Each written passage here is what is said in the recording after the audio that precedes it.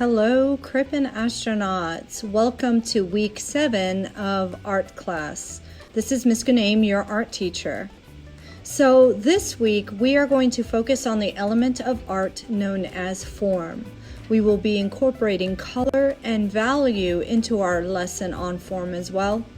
And our inspirational artist this week is Paul Cézanne.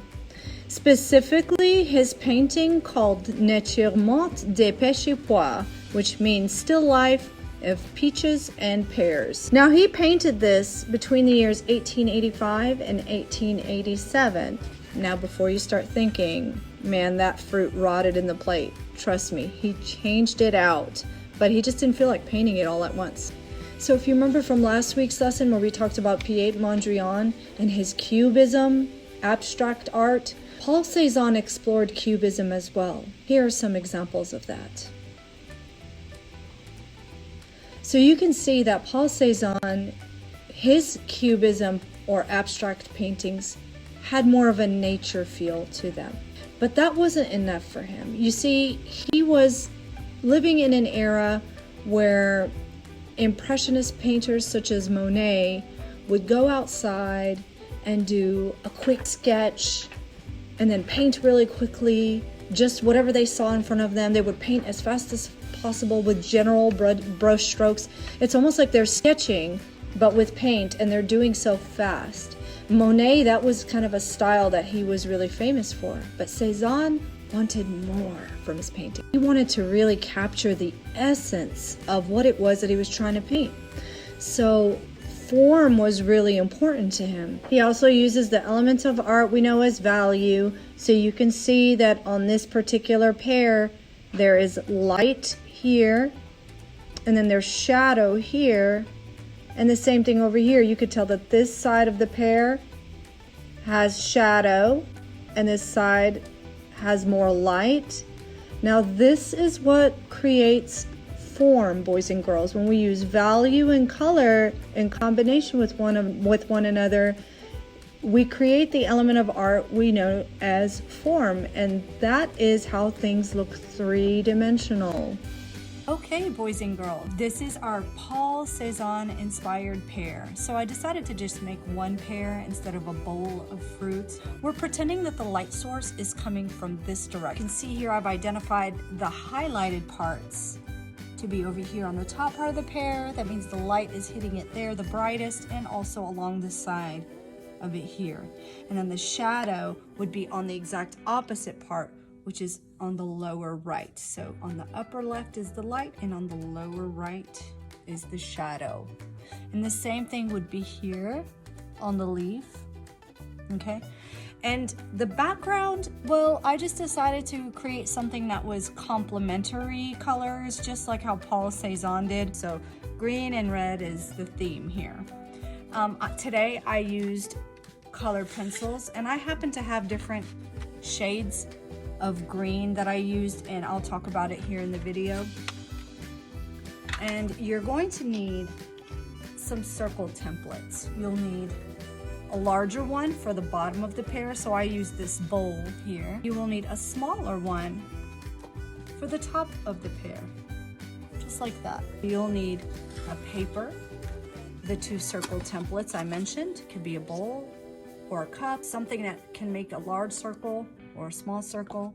You'll need a pencil, definitely an eraser. Now the eraser I use not only as an erasing tool, but I use it as a blending tool. So you're gonna see that I have some color on here as well. And I believe on your school supply list you had an eraser on there, so hopefully you can locate it. And color pencils, because I know you guys had color pencils on your school supply list, so I decided I wanted to go with that for you guys.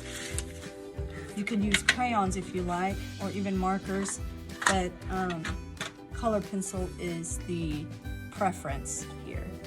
Now the most important thing here is that the bottom circle is larger than the top, because this is eventually going to be a pear. So with our bottom circle, using a pencil at first, we're going to trace the bottom half of the circle.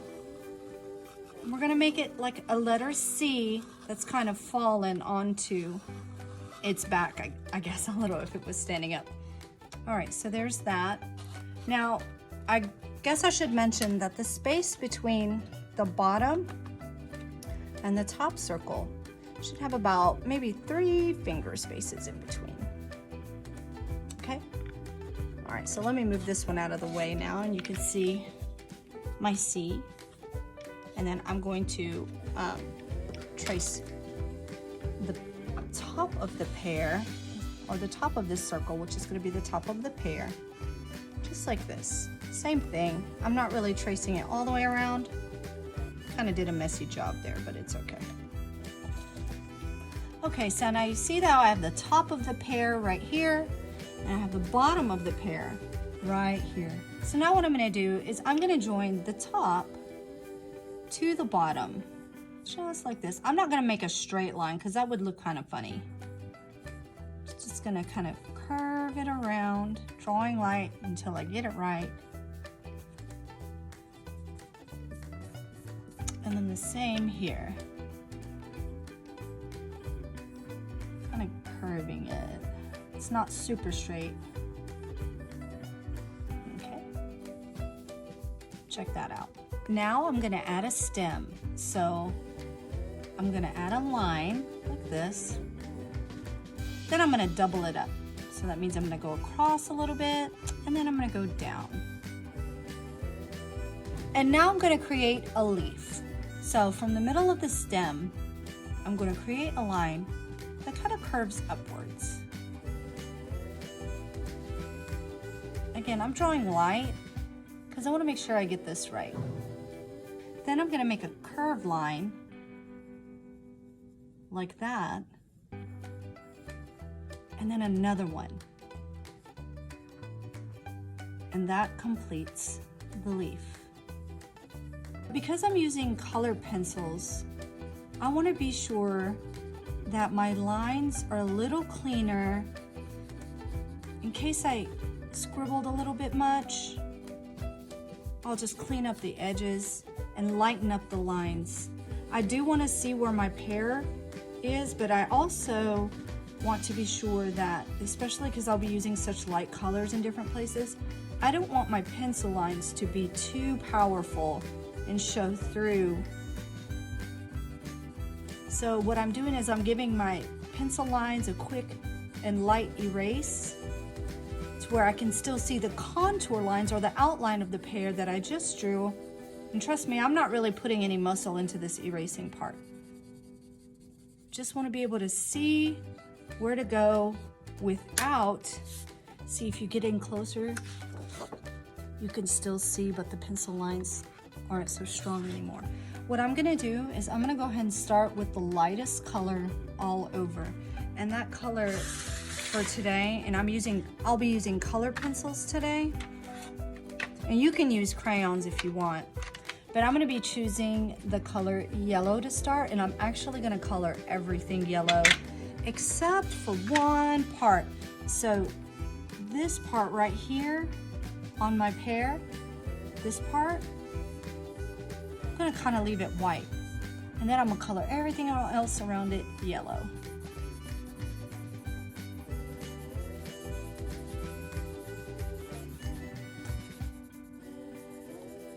Remember, we're working with that element of art we call form. And in order to make things look 3D, we have to change how we use light colors and dark colors as we go along. So I want this part to look really like the lightest part of the pear, so that's why I left it white.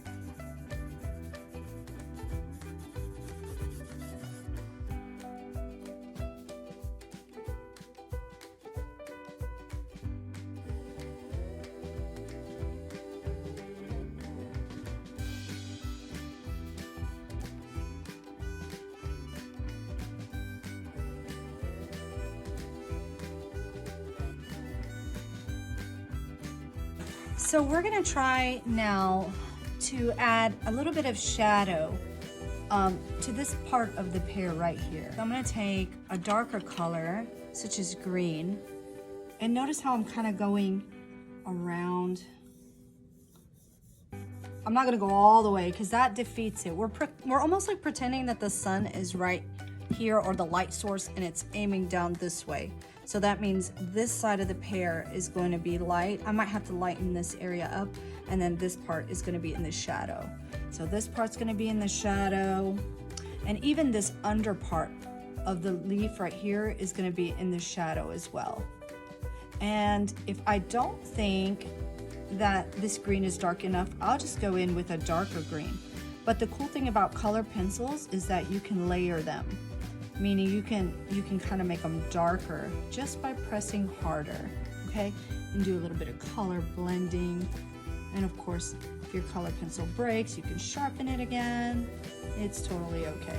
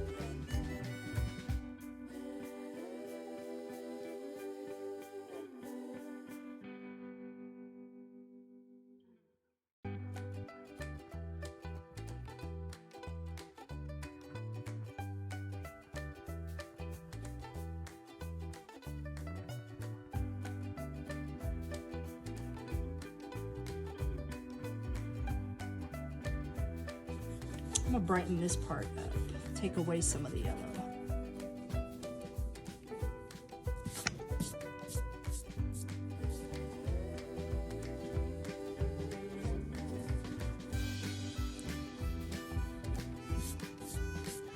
Oh yeah, that definitely looks a lot better.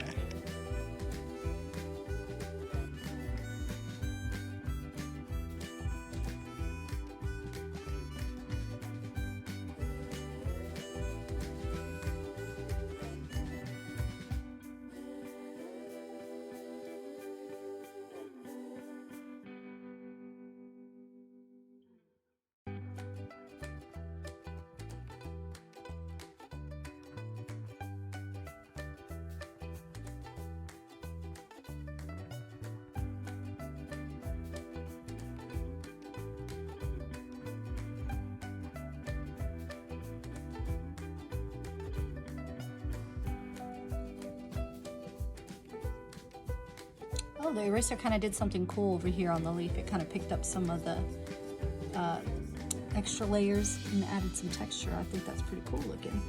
I wonder if I can transfer this now onto his parts.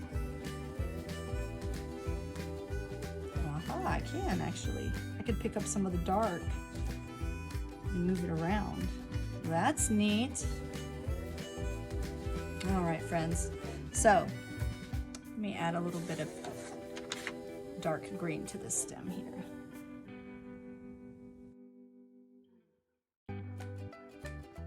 I'll add some brown to it because usually the stems have some brown as well.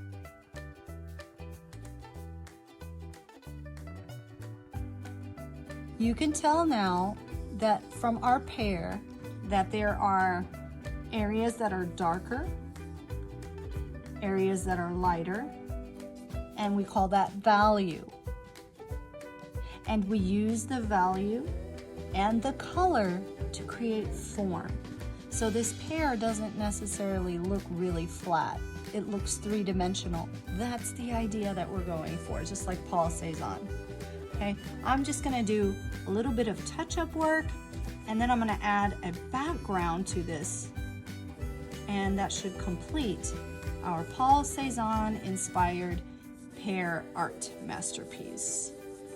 For the background, I decided to stick with the complementary colors theme And I created a darker red that went around the sides of the pear. So it almost looked like the pear was floating above and there was a shadow below.